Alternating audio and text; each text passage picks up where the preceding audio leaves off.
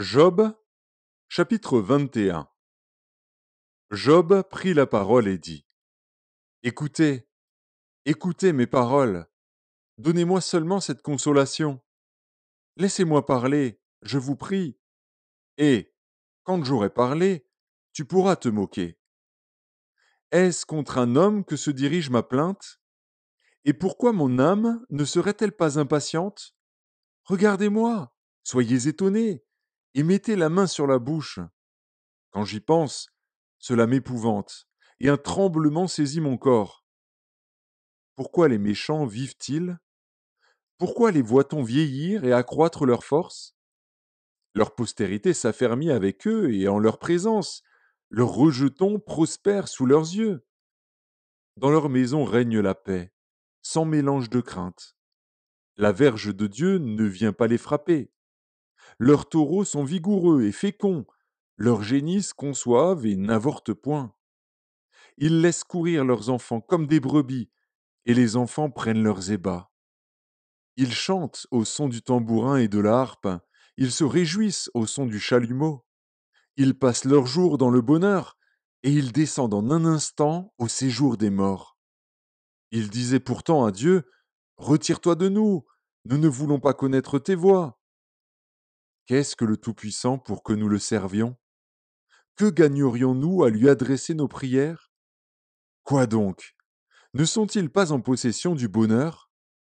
Loin de moi le conseil des méchants. Mais arrive-t-il souvent que leurs lampes s'éteignent, que la misère fonde sur eux, que Dieu leur distribue leur part dans sa colère, qu'ils soient comme la paille emportée par le vent, comme la balle enlevée par le tourbillon? Est-ce pour les fils que Dieu réserve le châtiment du Père? Mais c'est lui que Dieu devrait punir, pour qu'il le sente. C'est lui qui devrait contempler sa propre ruine. C'est lui qui devrait boire la colère du Tout-Puissant.